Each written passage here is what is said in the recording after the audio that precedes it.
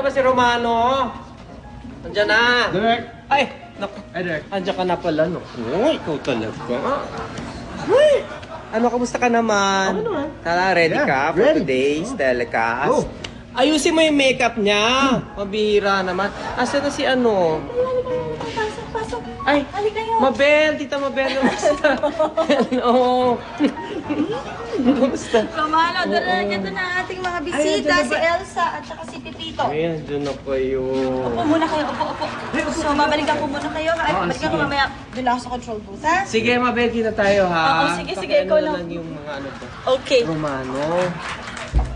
Diyan ka muna, relax ka muna, ha?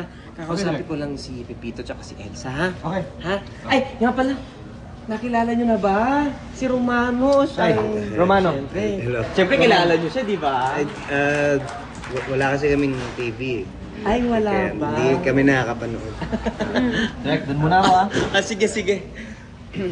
Direk, maraming salamat doon. Inimbitahan nyo kami dito, ha. Kung kayo naman, papasalamat pa kayo.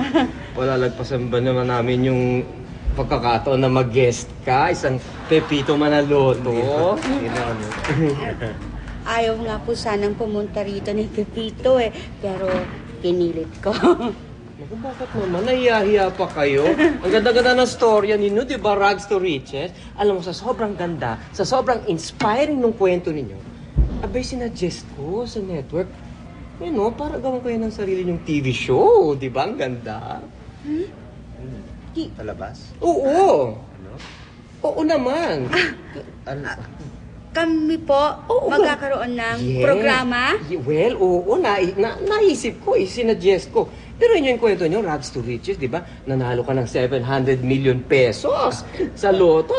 Rags to Riches talaga napaka-inspire. Ang gandang plot para sa isang reality TV show. Di ba? Ang ganda. Sa amin, sarili namin. Salamat tayo. Salamat to. Wala ka naman. Oo. Kaya lang, may problema eh.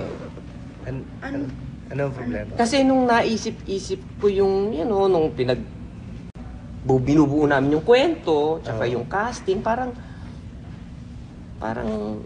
hindi na lang kayong kukunin namin. Bakit naman po? Kasi, hindi naman kayo mukhang mahirap na yumaman eh. Mukha kayong dugyot na dugyot eh. Diba? So naisip ko siguro, kukuha na lang ako ng mga sikat na artista na gaganap na Pepito at Elsa. Diba? Mas maganda, mas may dating. Mas malaki ang casting. I'm sure maraming commercials yan, maraming load. Kung kayo lang, parang walang dating. Naisip ko. So, naisip ko, palta na lang kayo. Ganun. Okay lang ko, kaya lang may ano eh. May Hindi. Naku, na kayo mahiya. Ano ba? Masyado naman kayo sabihin nyo na, ako lang to, si Direk. Direk Palos. Dali. Direk Palos. Ed Palos. Ed Palos. Hindi, si ano na lang, si Mama Bell na lang. Tawagin. Mama Bell, siya na lang magsabi sa inyo. Sige, tawagin. Mabel. Mabel! Doon sa Mabel! Siya yung... Naka-ano ba? Ayun. Naririnig ba kami sa monitor? Nandyan po. Ayan na si Mabel. Yes, Mabel, ano ba itong kayo? gusto sabihin itong dalawang ito? Ay, ganito, oo. Kasi diba sabi ko, palta na lang sila. Hindi ko rin nasabi sa'yo ganito. Tuloy ang TV show ninyong dalawa. Hindi ko tuloy, pero meron kaming papalitan lang. Sandali, tuloy ang TV show. So, Oo. Sila pa rin. Sila syempre ang bida. May papalitan lang tayo ng konti. May papalitan? Oo. Okay lang naman sa akin yung papalitan konti. Ano ba yung papalitan? Ikaw? Papalitan ka namin sa direktor. Ngayon, kung hindi mo kasi na itatanong, nabili na nila sa sobrang yaman nila ang network natin. So, sila na ang nagmamay-ari at ang unang-unang sinabi sa akin ay dapat tanggalin ka. Kaya tinanggal ka na namin, wala ka na dito. Dapat nga wala ka dito ngayon eh. Hindi ko maintindihan ba't dito kayo. Guard! Guard! Pakilabas nga tong direktor na tong Palos na to! Pakilabas! Siya kasi yung sabi. Oo eh. Ayaw namin sana eh. Kasi nakaawa kami sa'yo. Ha? Oo, di ba nakakaawa siya? Nakakaawa po kayo. Joke lang yun eh. Hindi ko na kaya naisip na bantang kayo. Yun na. Uy,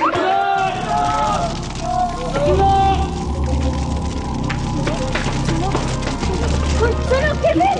Sunog! Uy! Sunog! Gumising ka! Ano ba yun? Sunog! Pangalit naman. Nakakalimutan kong bumili ng fire extinguisher. Ikaw kasi, bakit hindi mo nilista? Eh, hindi ko kasi alam yung spell extinguisher.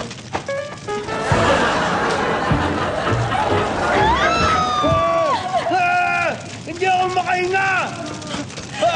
Grabe kasi! Nasuffocate ako! Nasuffocate talaga yung usok, di ba?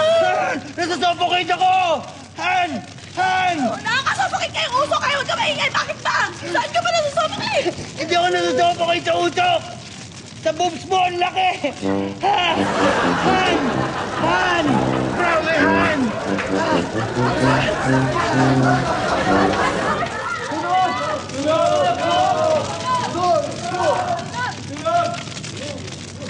Michael, gising! May sunog! May sunog! Humingi kang tulong sa labas! Dali, humingi kang tulong sa labas! Ay, sandali! Bakit ako? Ito naman, papaliwanag ko pa ba yun? Alam mo na